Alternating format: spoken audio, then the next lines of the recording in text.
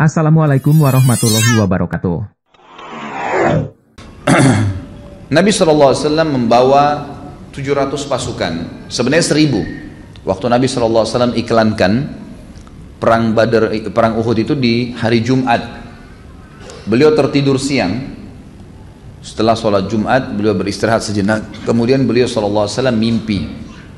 Beliau mimpi melihat pedang beliau bengkok, kemudian ada sapi yang disembeli, serta yang ketiga beliau melihat beliau masuk ke sebuah benteng yang kokoh.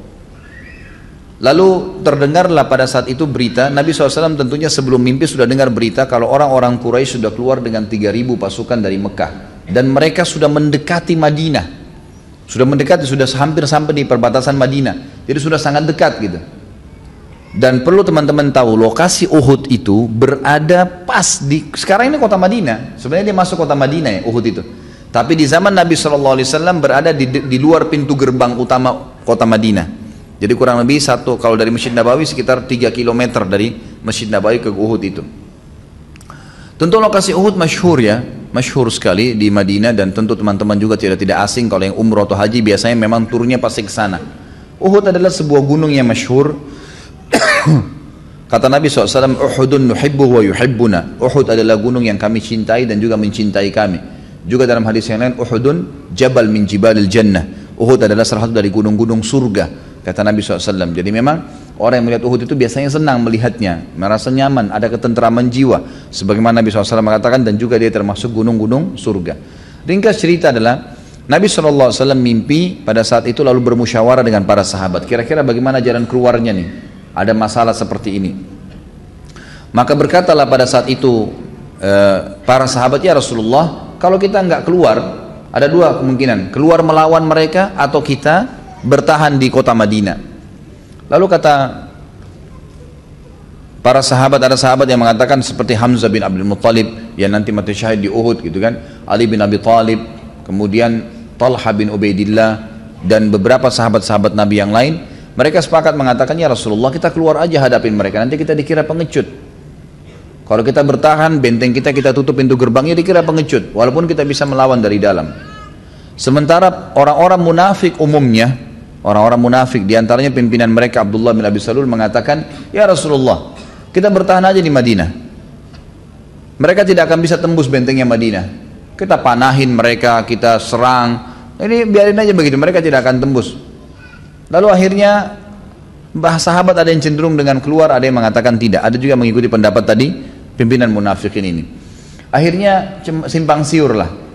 Nabi SAW melihat pendapat-pendapat sahabat yang mulia, yang memang sahabatnya bukan orang munafik, cenderung keluar.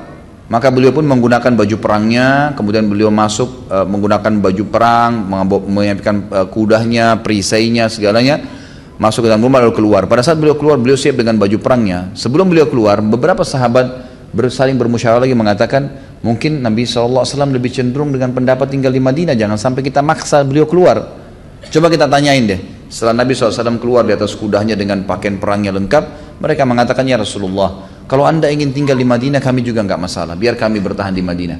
Kata Nabi SAW dalam hadis yang masyhur riwayat Bukhari, tidak layak seorang Nabi itu keluar ya, ingin berperang, sudah pakai baju perang, kemudian dia kembali lagi, itu enggak mungkin terjadi pada Nabi, sampai Allah memberikan keputusan menang atau kalah, menang atau mati syahid. Maka keluarlah pasukan muslimin pada saat itu hari Sabtu pagi. Hari Sabtu pagi. Tentu ada beberapa kisah-kisah di perang Uhud yang bisa anda dengarkan dalam ceramah-ceramah saya di masalah Uhud, seperti kisah tentang sahabat Nabi Khuwairik. Dan juga ada beberapa kisah-kisah sahabat Nabi, ada yang mati akhirnya masuk neraka, ada yang mati akhirnya masuk surga. Termasuk ada seorang Yahudi, pendeta Yahudi yang masuk Islam pada pagi itu, tidak sempat ya sholat duhur karena keluarnya di waktu duha.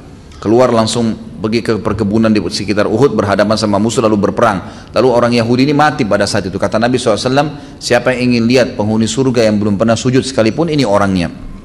Jadi memang kelebihan-kelebihan yang terjadi, tapi itu bukan bahasan kita adalah Talha radhiyallahu anhum. Pada saat terjadi perang Uhud, Nabi SAW dengan 700 pasukan, tadinya 1.000, 300 orang di antara mereka orang munafik dipimpin oleh Abdullah tadi, pimpinan orang munafikin. Tapi setelah tiba di lokasi Uhud, 300 orang ini ditarik lagi oleh Abdullah, termasuk dia pulang ke Madinah. Jadi sisa 700. Dan ini memang Allah SWT ingin membersihkan pasukan muslimin dari mereka. Mereka kembali lalu kemudian berhadapanlah dengan 3.000 pasukan. Waktu itu Nabi SAW mengatur strategi perang, menjadikan gunung Uhud di belakang beliau, kemudian menjadikan di sisi kiri beliau, ya, pasukan, itu ada gunung, bukit, namanya Bukit Pemanah sekarang dikenal. Beliau letakkan 50 pemanah di situ, dipimpin oleh Abdullah bin Jubair radhiyallahu anhum ajma'in. Kemudian tentu pemanah pada saat itu ya, sama kalau sekarang sniper, gitu kan, yang memang siap untuk menembak dari jarak jauh, karena panah ini bisa sampai berapa ratus meter, gitu kan.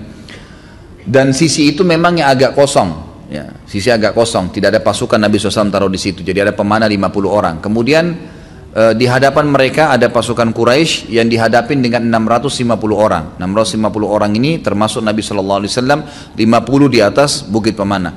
Pasukan Quraisy yang 3.000 dibagi dua, 2.800 menghadapi muslimin yang 650, 200 orang pasukan kuda dipimpin oleh Khalid bin Walid waktu itu yang belum masuk Islam.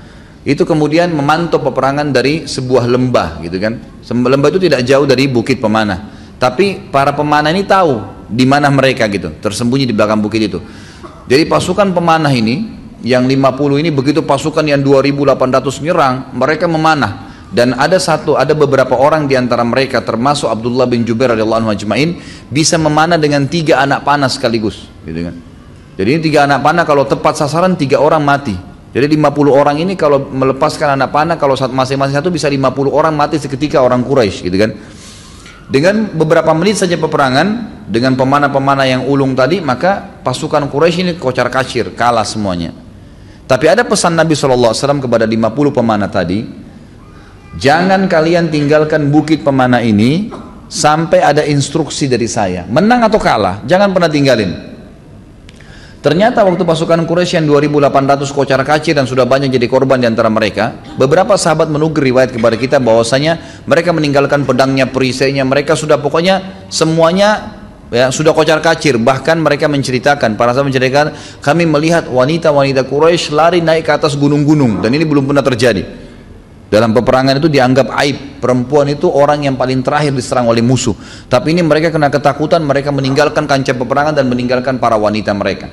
Sahabat-sahabat memunguti harta ghanimah tadi, pedangnya, perisainya dipungutin yang ada di situ, gitu kan. Dari 650 pasukan ini belum ada yang mati pada saat itu, dan mereka jalan. 650 ini mengejar yang 2000 itu, terus dikejar, gitu kan. Kurang lebih tinggal bersama Nabi SAW yang tidak ikut mengejar musuh itu ada sekitar 12 orang, jadi 13 orang dengan Nabi SAW. Dari 50 pemanah yang di atas bukit ini, teman-teman sekalian, ini saya rentet sejarahnya karena memang ada hubungannya sama Talha di sini. 50 pemanah ini ternyata ada 43 orang yang melihat pada saat itu sudah kocar kacir musuh, kancah peperangan kosong, banyak ghanimah yang tergeletak, gitu kan. Maka mereka mau turun dari bukit. Abdullah bin Jubair radhiyallahu anhu pimpinan mereka mengatakan, ingat saudara-saudaraku, Nabi SAW dipesan jangan tinggalkan bukit, menang atau kalah sampai datang isu dari Nabi. Tapi mereka bilang, hai Abdullah, lihat nih, sudah nggak ada, sudah kalah, untuk apa kita tinggal? Mereka nggak mau dengar. 43 orang yang lalu kemudian turun di kancah peperangan, ikut mengutin harta ghanimah. Padahal sebenarnya harta ghanimah itu dalam Islam, kalaupun kita pungut, kita akan bawa kembali ke pimpinan perang nanti akan membagi rata di antara mujahidin. Dia tidak perlu ikut-ikutan, ikut memungut sebenarnya, gitu kan. Ringkas cerita, 200 pasukan Quraisy yang dipimpin Khalid bin Walid dari jauh setelah melihat ternyata ada 40 orang tadi turun yang merupakan mereka inti kekuatan kaum muslimin, maka secara diam-diam mereka memanuver 200 pasukan kuda tadi naik ke atas bukit, membunuh 7 orang sahabat termasuk Abdullah bin Jubair radhiyallahu anhu majma'in, kemudian menyerang pasukan muslimin yang 650 orang tapi dari belakang. Ya, kita bayangkan kalau kita lagi jalan menuju ke depan, tiba-tiba ada dari belakang menyerang kita, walaupun jumlahnya lebih sedikit pasti akan mengacaukan. Maka sempat beberapa orang-orang muslimin yang gitu mendengar ada keributan di belakang, ada yang sempat tahu balik, gitu kan. Yang tidak tahu tetap aja jalan menuju ke sana, gitu. Setelah mereka balik, gitu kan, dan ada bertemu dengan 200 pasukan ini yang dekat sekali dengan pasukan Khalid bin Walid ini, ketakutan mereka lari sehingga terjadi tabrakan antara pasukan muslimin sendiri yang datang dari sana dan ada yang di bagian belakang mereka yang memang Tadinya tahu kalau ada pasukan Quraisy menyerang, maka tabrakan sampai ada beberapa sahabat yang terbunuh oleh sahabat sendiri. Mereka udah bingung pada saat itu. Lalu diangkatlah bendera Quraisy pada saat itu, ya. Lalu yang 2000 lebih itu kembali lagi. Pasukan muslimin berada di tengah-tengah, diserang dari belakang dengan 200 dan dari depan yang 2000 sekian itu kembali lagi. Maka mereka terdesak pada saat itu, dan pada saat itulah terbunuh Hamzah dan Mus'ab, sahabat-sahabat Nabi yang mulia.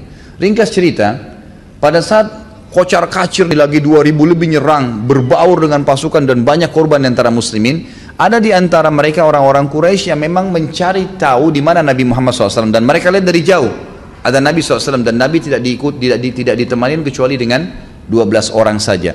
12 orang ini, ya, 10 orang dari Ansar dan 2 orang dari orang Quraisy.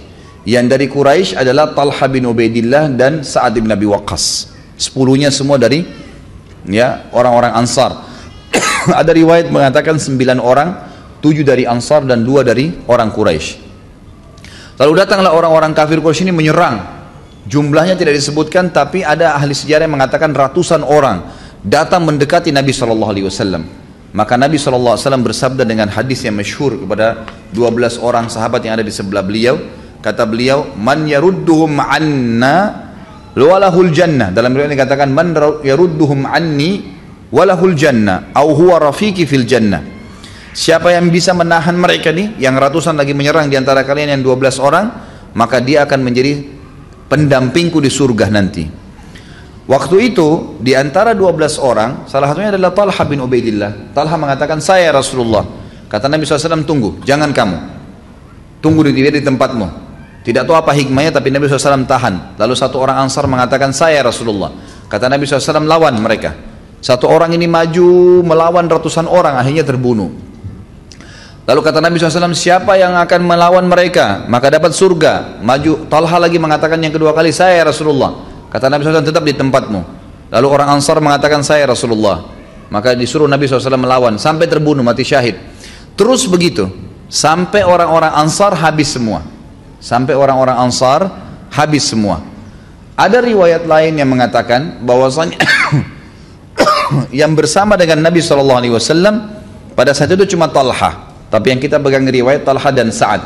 Lalu kata Nabi SAW, waktu tertinggal 2 orang saja, Talha dan Sa'ad, Nabi SAW mengambil, ya, tempat penyimpan anak-anak panahnya, lalu menggantungkan di pundaknya Sa'ad sambil berkata, wahai Sa'ad, lemparlah, lawan mereka dengan panah-panahmu. Lalu kata Nabi SAW kepada Talha, sekarang wahai Talha, hadapin mereka. Maka Talha pun maju. Nah, ini jadi saksi bahasan. Talha radhiyallahu anhu waktu maju melawan mereka dengan sangat berani yang luar biasa, dikatakan dalam riwayat ini, dia terus mengayunkan pedangnya dengan badannya yang kekar sampai membunuh sekian banyak pasukan Quraisy. Sampai membunuh sekian banyak Quraisy. Lalu dia bisa dengan keterampilan perangnya, setiap dia maju menyerang, berusaha menyerang, mengocar-kacirkan beberapa orang itu, dia kembali lagi ke arah Nabi SAW, kemudian memeluk Nabi SAW dan mendorong Nabi supaya mundur, tersandar ke gunung Uhud, jadi supaya bisa aman gitu. Lalu dia kembali lagi melawan orang-orang Quraisy sampai dikatakan, ya, dia mengatakan pada saat terjadi perang Uhud, kata Talha bin Ubaidillah, saya menemukan luka-luka di tubuh saya dari kepala sampai kemaluan saya, semuanya luka. Dan pada saat itu jari-jari tangannya terputus, ya, terputus. Pada saat itu, pada saat dia lagi melawan, dia memeluk Nabi SAW, kemudian dia kembali lagi menyerang Quraisy, dan ternyata orang Quraisy makin mendekat, dan Nabi lihat sendiri Talha sempat tangannya kena hantaman pedang dan terputus, ya, di bagian kiri jari-jarinya semua terputus radhiyallahu anhu. Kemudian dia mengatakan, aduh, kata Talha, aduh sakit, wajar orang mengatakan aduh karena tangannya terputus, ya. Lalu kata Nabi SAW kepada Talha, didengar oleh orang Quraisy, lau qulta bismillah la rafa'atkal malaikatu wan nasu yanzurun. Hadis ini sahih diriwayatkan oleh Hakim. Kalau seandainya kau mengganti kalimat aduhmu tadi, bukan aduh yang kau katakan, tapi kau katakan bismillah. Bayangkan nih, tangan terputus Nabi suruh bilang bismillah, gitu kan. Artinya di sini pemahamannya adalah, kalau kau mengatakan seakan-akan menyerahkan itu pada Allah, bismillah untuk Allah, gitu kan, maka pasti kamu akan diangkat oleh malaikat sementara orang-orang melihatnya. Jadi kalau kau tadi ganti aduhmu dengan bismillah, malaikat akan angkat kamu dan orang lihat malaikat dan melihat kau diangkat oleh malaikat. Dalam riwayat At-Tabarani dikatakan, kalau qulta bismillah latarat bikal malaikatu wan nasu yanzuruna ilaik. Ini teman-teman yang pegang buku ada di halaman 408 ya. Kalau seandainya engkau mengucapkan bismillah wahai Talha, niscaya para malaikat akan membawamu terbang ke langit seakan-akan atau dan orang-orang sementara orang-orang melihatmu. Dalam riwayat yang lain, An-Nasai dan Baihaqi menukil dengan dalil yang dengan lafaz yang lain, hatta talujja bika fi jawwis sama, sehingga malaikat membawamu terbang ke angkasa. Pasti akan dilihat, dibawa tinggi ke langit dan orang-orang akan melihat itu. Dalam riwayat Imam Ahmad juga bunyinya, "Lau qulta bismillah la ra'aita yubna laka biha baitun fil jannah wa anta hayyun fid dunya." Kalau kau mengatakan bismillah pada saat tanganmu tadi terputus itu, niscaya engkau akan melihat ya, sebuah istana di surga yang dibangunkan untukmu karena ucapan tersebut walaupun kau masih hidup di dunia. Artinya kau akan lihat itu istana di surga. Sebagian ulama mengatakan makna daripada perkataan Nabi SAW kepada Talha ini bukan khusus untuk Talha, tapi semua orang yang mati syahid atau sedang berhadapan di medan perang, apapun yang terkorbankan dari dirinya, tangannya putus, kakinya putus, badannya luka, kalau dia mau langsung Allah perlihatkan ke dia janji Allah, dia mengatakan bismillah. Seperti itu yang dimaksudkan, artinya bismillah ini untuk Allah, tangan saya mau hilang pun gak ada masalah, gitu kan? Seperti itu. Maka ini yang dimaksud dengan makna hadis Nabi SAW. Kemudian dari riwayat lain, Qasim bin Hazim berkata, ia berkata, aku melihat tangan Talha lumpuh karena melindungi Nabi SAW di perang Uhud. Riwayat lain menjelaskan, dalam perang Uhud, Talha di dalam tubuh Talha terdapat 39 atau 35 luka dan jari-jarinya lumpuh, yaitu jari telunjuknya dan jari tengahnya terputus. Kemudian pada saat itu Talha karena kecapean menghadapi sendiri, akhirnya Talha bin Ubaidillah pingsan, dilumuri darah, luka semua badannya. Pada saat dia pingsan, bertepatan dengan waktu yang bersama, Nabi SAW sudah tinggal sendirian, gitu kan? Ini sebuah riwayat ya. Abu Bakar pada saat itu sudah datang ke pasukan, ya, mendekati Nabi SAW. Maksudnya datang dengan pasukan mendekati Nabi SAW. Lalu kata Nabi SAW, tinggalkan saya dan urus saudaramu Talha. Maka Abu Bakar pun mencari Talha. Talha ternyata sudah jatuh dalam kondisi pingsan dan dilumuri dengan darah, tapi belum mati pada saat itu. Dan pada saat Nabi SAW dibawakan badannya Talha yang penuh dengan luka dan pingsan, beliau bersabda, ini hadis yang masyhur dan ini yang dipasang di pelayar kita.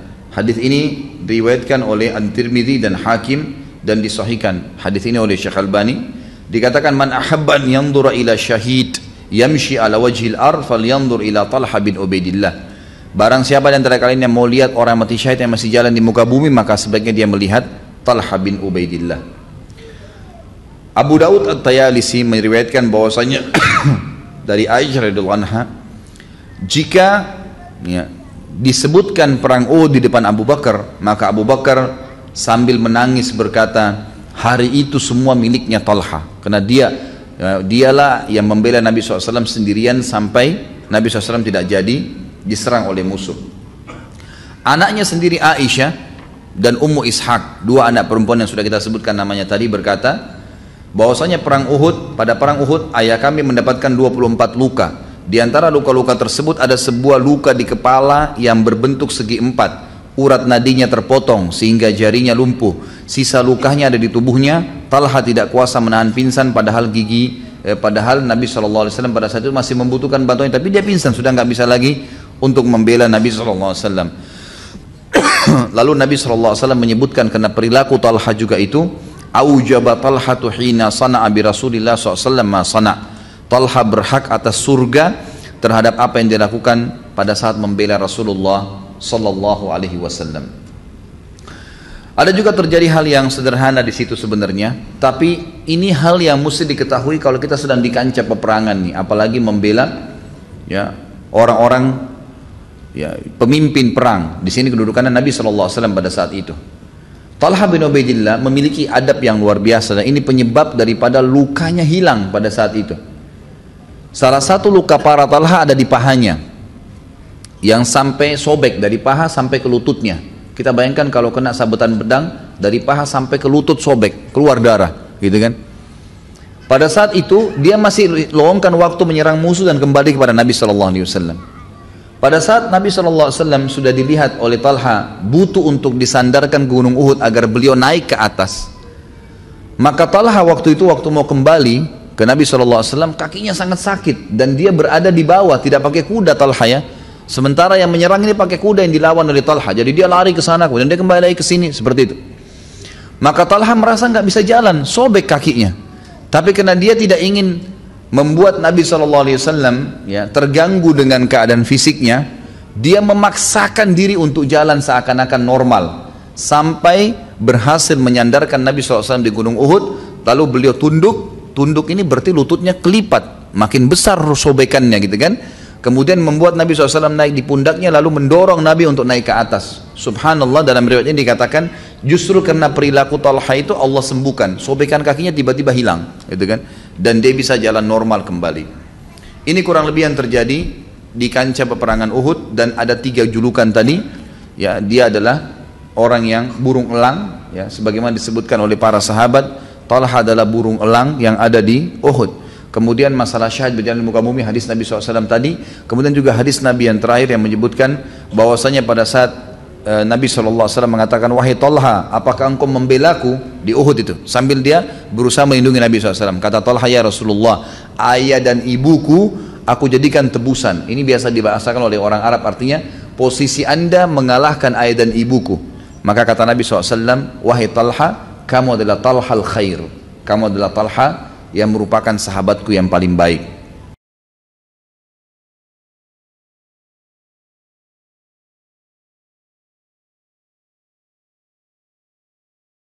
Assalamualaikum warahmatullahi wabarakatuh. Ada seorang sahabat bernama Umair bin Hamam. Saya pilihkan aja kisahnya karena sudah waktu duhur dekat. Umair bin Hamam ini teman-teman sekalian adalah salah satu sahabat yang sempat ikut di perang Badar. Waktu Nabi sudah atur pasukan, musuh sudah depan mata, ini tinggal pecikan takbir, perang nih. Sudah akan saling bunuh-membunuh. Lalu kata Nabi SAW dengan sabda yang masyhur dalam hadis Bukhari, demi Allah, tidak ada seorang pun dari kalian sekarang yang hadir di perang Badar ini, di kancah peperangan ini, terbunuh menghadapi musuh, kecuali pasti masuk surga yang luasnya seluas langit dan bumi. Umair ini, Ibn Humam, kebetulan lagi pegang 2 butir kurma di tangannya. Lalu dia bilang, bakhin, bakhin. Bakhin itu indah sekali ya Rasulullah. Indah sekali. Ulangin ya Rasulullah. Kata Nabi SAW, demi zat yang ubun-ubunku dalam agama, maksudnya demi Allah, tidak ada seorang pun dari kalian di sini yang terbunuh di kancah peperangan sekarang ini, perang Badar, kecuali pasti masuk surga yang luasnya seluas langit dan bumi. Umair mengatakan, bakhin, bakhin, dengan semangat dia. Maka kata Nabi SAW, kata Nabi, kenapa Umair? Kenapa kau bilang bakhin, bakhin? Maksudnya indah sekali ya Rasulullah. Kata Umair, ya Rasulullah, aku tinggal masuk ke medan perang ini, dibunuh oleh mereka orang-orang kafir ini, masuk surga tanpa hisab, seluas langit dan bumi. Kata Nabi SAW, iya. Kata Umair, itulah sebabnya saya mengatakan bakhin ya Rasulullah. Saya akan kejar tuh. Baik, Umair ini rupanya dia manggil kurma, dia kunyah nih. Sudah mulai pecikan tangan, Allahu Akbar, sudah mau saling nyerang nih. Umair makan dulu kurmanya, ada 2 butir kurma. Waktu dia lagi makan, dia bilang, wahai Umair, sesungguhnya kalau kau habiskan kurmamu ini, masih lama kamu dapat surga. Dibuang sama dia maju berperang sampai terbunuh mati syahid. Lihat heroiknya sahabat ya, bagaimana mereka langsung menyambut apa yang disampaikan Allah dan Rasulnya. Kisah yang unik adalah kisah 2 orang yang bernama anak muda ini, Mu'adz dan adiknya Auf bin Afra. Ini teman-teman, Mu'adz ini umurnya 16 tahun, adiknya Auf namanya, ini umurnya 15 tahun. Ini masih belasan tahun ini. Bandingkan dengan generasi muda Islam sekarang, azan aja belum tentu ke masjid gitu. Ini teman-teman sekalian ikut di perang Badar. Waktu ikut di perang Badar, Abdurrahman ibn Auf menceritakan kepada kita, mengatakan, waktu saya lagi lihat peperangan sudah akan berkecamuk nih, udah mulai mau berperang musuh, tiba-tiba ada satu orang anak muda 16 tahun namanya Mu'adz berkata kepada saya, kepada Abdurrahman bin Auf, paman, mana Abu Jahal? Kata Abdurrahman, kenapa kau tanya Abu Jahal? Kata Mu'adz, saya dengar dia orang yang paling suka menyakiti Nabi SAW di Mekah. Benar? Kata Abdurrahman, iya benar. Terus untuk apa kau tanya? Saya mau bunuh paman. Ini Abu Jahal ini saya mau bunuh. Kata Abdurrahman, baiklah. Kalau saya lihat nanti, saya akan beritahukan kau dia. Karena ini peperangan, orang-orang lagi berkecamuk nih, kita belum tahu. Nanti kalau kelihatan saya lihat. Maka si Mu'adz nunggu di sebelah. Datang adiknya namanya Auf. Tanpa janjian nih, adiknya dia, umurnya 15 tahun. Datang sebelah tanya yang sama. Paman, mana namanya Abu Jahal? Kata Abdurrahman, kenapa kau tanya? Saya dengar dia paling suka menyiksa Nabi SAW di Mekah. Benar? Benar. Untuk apa kau tanya? Saya mau bunuh paman. Kata Abdurrahman, baiklah, kalau saya lihat saya akan tunjukkan. Kata Abdurrahman, sementara dua di kiri kanan saya ini sudah ada gemuruh-gemuruh suara, orang sudah mau perang. Tiba-tiba Abu Jahal dari kejauhan kelihatan. Abu Jahal itu dari kepalanya sampai kakinya, kudanya juga sampai kakinya semuanya besi. Yang kelihatan cuma matanya saja. Dia dulu di atas kuda, dikelilingi oleh 10 baris pasukan. Lingkar. Nggak bisa ditembus ini. Bayangkan kalau satu orang berdiri, ada orang buat lingkaran pertama, lingkaran kedua, sampai 10 lingkaran. Gimana caranya menembus nih? Kata Abdurrahman, waktu saya lihat, saya bilang, itu Abu Jahal. Waktu saya bilang, itu Abu Jahal, kata Abdurrahman, demi Allah, si Mu'adz sama Auf, seperti dua anak panah yang melesit, ya, dilepas dari busurnya. Lari dua-dua ini. Menembus 10 baris itu. Tebas sana, tebas sini, naik di atas pundaknya, sampai ke Abu Jahal. Dan dua-duanya menebasin pedangnya sampai kena ke pahanya Abu Jahal. Sobek pahanya Abu Jahal ini, berdarah, jatuh dari kuda, gitu kan. Abu Jahal ini rajanya mereka ya, rajanya orang-orang Mekah waktu itu. Dan kalau ini kalah, ini mati, berbubar semua di pasukan.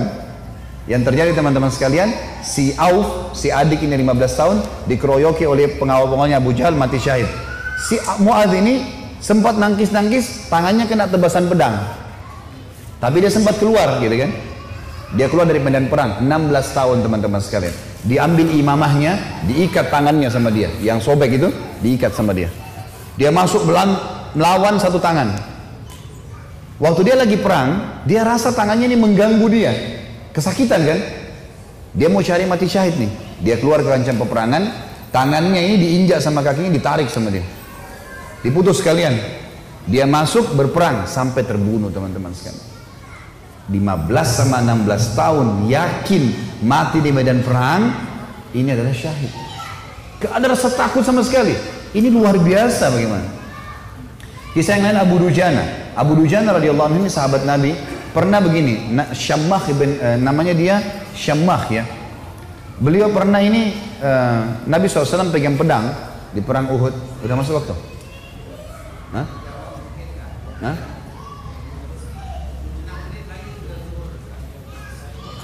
Terus?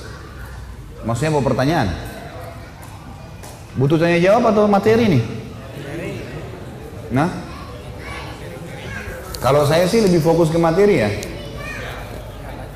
Lanjut saja ya. Iya, lebih baik kalau antum pulang bawa ilmunya mungkin lebih bermanfaat daripada ada pertanyaan. Insya Allah kalau ada waktu lain, kalau enggak ini.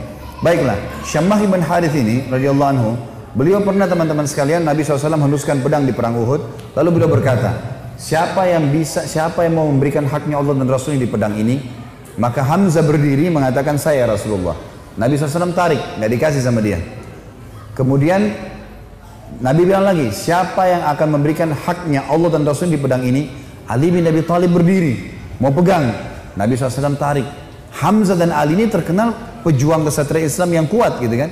Nabi nggak kasih. Nabi ulangi lagi yang ketiga, siapa yang memberikan haknya Allah dan Rasulnya di pedang ini? Maka berdiri lagi teman-teman sekalian, sahabat Nabi yang ketiga, yang sangat terkenal juga adalah Mikdad. Mikdad ini terkenal, Umar bin Khattab jadikan dia seperti kekuatan 1000 orang. Saya Rasulullah, Nabi SAW tarik, nggak dikasih. Nabi ulangi yang keempat kali, siapa yang memberikan hak dan Rasulnya di pedang ini? Maka Abu Dujana ini, Syammah ini berdiri mengatakannya, Rasulullah, apa haknya Allah dan Rasulnya di pedang itu?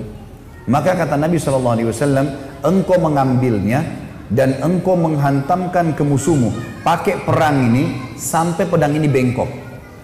Kata Syammah, baik Rasulullah, saya akan berikan haknya, kasih ke saya pedang itu. Maka Nabi SAW pun memberikan pedang itu, karena Nabi SAW ingin sahabat ini bertanya dulu apa haknya Allah Rasulullah di pedang itu. Maka diambil oleh Abu Dujana. Lalu Abu Dujana ini memegang pedangnya, lalu imamanya tadinya warna merah, warna hitam, diganti warna merah sama dia. Zaman itu kalau pakai imamah merah berarti mau mati gitu. Dipakai warna merah sama dia, pedang itu dipakai, dipegang di dadanya sambil dia mengayun-ayunkan pedang itu di hadapan musuh orang Quraisy di perang Uhud ya. Belum perang ini. Lalu Nabi SAW lihat, Nabi mengatakan, sungguh perilakunya Syammah ini dibenci oleh Allah. Tidak disuka sama Allah nih, perilaku sombong. Kecuali di posisi seperti ini, kecuali di medan perang, boleh kalian tunjukkan keterampilan kalian depan musuh. Tapi kalau enggak, ya di lain ini Allah marah. Maka Abu Dujana pun akhirnya memegang pedang tersebut, teman-teman sekalian. Yang terjadi adalah ada seorang sahabat namanya Ka'ab radhiyallahu anhu. Ka'ab ini berkata, waktu saya lihat Abu Dujana sudah mulai masuk menyerang musuh di medan perang, saya penasaran bagaimana Abu Dujana memberikan haknya Allah dan Rasul di pedang itu. Saya pun melihat ada satu orang kafir yang sangat kuat menyerang orang-orang Islam, tebas sana, tebas sini, badannya kekar. Maka saya berdoa kepada Allah di kancah peperangan. Ka'ab berdoa, semoga orang kafir ini ketemu dengan Abu Dujana. Ternyata Allah kabulkan doa saya, dia bilang. Tiba-tiba Abu Dujana ini berhadapan sama musuh orang kafir itu. Dan waktu berhadapan, mereka akhirnya duel berdua. Dan saking serunya duelan Abu Dujana dengan orang kafir ini, sampai orang-orang di kancah peperangan berhenti perang menyaksikan duelnya mereka, karena luar biasa. Orang kafir berhenti, orang muslim berhenti menyaksikan bagaimana Abu Dujana perang. Sampai akhirnya Abu Dujana ditebas sama orang tersebut dengan pedang dengan sangat kuat, ditangkis sama perisai sampai perisai itu terbelah dua dan pedangnya orang kafir melengket. Maka Abu Dujana pun akhirnya menebaskan pedang itu ke arah orang kafir, yang sampai membuat orang kafir itu terbelah bagian setengah badannya. Akhirnya matilah orang itu. Maka kata Ka'ab, aku pun akhirnya menghadap ke Abu Dujana dan dia berkata, wahai Ka'ab, bagaimana pendapatmu? Bagaimana yang kau lihat dengan ini? Maka dia pun tersenyum. Artinya Abu Dujana betul-betul mengerjakan apa yang diperintahkan oleh Allah dan Rasulnya. Tentu dalam medan perang cukup banyak kisah-kisah teman-teman sekalian. Juga ada kisah yang sangat unik sebenarnya. Saya disimpulkan, insya Allah 1 menit saja. Ada namanya Hamrat Asad. Waktu para sahabat kalah di perang Uhud, ada 70 sahabat mati syahid. Sisanya, kan sahabat yang pergi perang Uhud itu 700 orang ya. 70 orang mati, jadi sisa 630 orang. 630 orang ini teman-teman sekalian semuanya luka parah. Kita tutup dengan kisah ini ya. Luka parah semuanya. Nabi pun berdarah pipinya, keningnya berdarah SAW, giginya pecah. Pundaknya sempat dihantam oleh Ibnu Qami'ah. Beliau mengatakan, saya rasakan sakitnya sebulan. Ini sahabat semua, 630 orang luka semuanya. Dan minimal mereka luka 5 luka di tubuhnya. Di dalam kisah ini dikatakan teman-teman sekalian, pulanglah mereka ke Madinah di perang Uhud. Sedih, sahabat banyak yang kalah. Waktu itu karena awal peperangan menang, pulang ke Madinah. Waktu masuk di Madinah, tiba waktu maghrib. Sahabat-sahabat ini 600 orang banyak tidak bisa ke masjid. Gak bisa. Ada 2 anak muda umur 14 tahun sama 15 tahun. 15 sama 16 tahun. Tapi bukan si Auf tadi, orang lain ini. Ini anak muda ini saking banyaknya luka di badannya sampai ditaruh di atas kuda, lalu diturunkan, dimasukkan di dalam rumah, ibunya tinggal rawat, gak bisa bergerak apa-apa lagi. Sholat pun dalam kondisi isyarat mata, udah sakit semua nih, gitu kan? Baik, habis sholat subuh teman-teman, turun perintah Allah. Ini 1 hari setelah perang Uhud, ada perang namanya Hamrat Asad, nama lokasi. Hamrat Asad ini nama lokasi, Asad artinya singa. Hamrat ini wilayah warna merah karena gunungnya banyak warna merah. Perintah Allah kepada Nabi Muhammad SAW, perintahkan semua sahabat Muhammad yang ikut di Uhud kemarin, 630 orang yang luka itu, semuanya keluar lagi, kejar lagi itu orang-orang Quraisy. Pasukan kalah ya, luka semua. Maka tersebar berita, pemanggil-pemanggil Nabi, hai sahabat-sahabat Nabi yang kemarin ikut Uhud, bukan orang baru, yang luka-luka parah, semuanya oleh Nabi disuruh ngejar menuju ke Hamrat Asad, kejar Quraisy. Maka sahabat-sahabat banyak, diantaranya Usaid bin Khudair, ada yang lagi nempel daun untuk mengeringkan lukanya, dicabut sama dia. Sami'na wa ata'na, kami patuh dan tenang. Dicabut semua luka-luka mereka yang tempel-tempelan, mereka pergi sambil ngalir darah. Ada 2 orang anak muda 15 sama 16 tahun. Ini di sini di riwayat tidak disebutkan namanya, yang tertidur di atas ranjang, ibunya ngerawat, sholat pun dengan isyarat mata. Waktu dengar ada orang teriak, wahai yang hadir kemarin di Uhud, semuanya tidak terkecuali telah turun perintah Allah kepada Rasulnya Muhammad SAW untuk mengejar Quraisy. Tidak satu orang pun boleh tinggal di Madinah. Luka parah. Maka adik kakak ini bersebelahan tidurnya. Kakaknya bilang, wahai adikku, tidak mungkin kita tinggal di atas ranjang begini sementara panggilan Rasulullah ada 16 dan 15 tahun ini. Maka kata adiknya, bagaimana caranya kak? Kita nggak bisa bergerak nih. Apa kata kakaknya? Demi Allah, saya akan seret kamu sekali, kamu seret saya sekali, sampai kita menjawab panggilan Allah dan Rasulnya. Luar biasa. Saya waktu baca kisahnya sampai netes air mata teman-teman sekalian. Luar biasa. Dan akhirnya mereka seret-seretan sampai tiba di depan Nabi SAW. Ada yang berdarah, ada yang ini. Terutama dua anak muda ini naik di atas kuda itu sambil diseret jalan ya. Waktu mereka diseret semua pada nangis lihat. Ini luar biasa orang ini. Dan akhirnya sahabat ini semuanya pergi ke sana. Pas Quraisy dengar 630 pasukan yang kemarin kalah, tidak ada orang baru yang datang, bukan tenaga baru cuma yang kemarin mau berperang, Quraisy tidak berani kembali. Mereka takut. Ini jangan sampai luar biasa nih, kok bisa sampai luka parah mau kembali gitu. Maka mereka tidak berani kembali dan tersebar berita kalau setelah kekalahan di Uhud, 1 hari setelahnya di Hamrat Asad muslimin memenangkan peperangan. Dan ini mengobati luka-luka mereka. Tapi saksi bahasan teman-teman bagaimana mereka luar biasanya dalam mempertahankan agama ini. Allahu a'lam. Tentu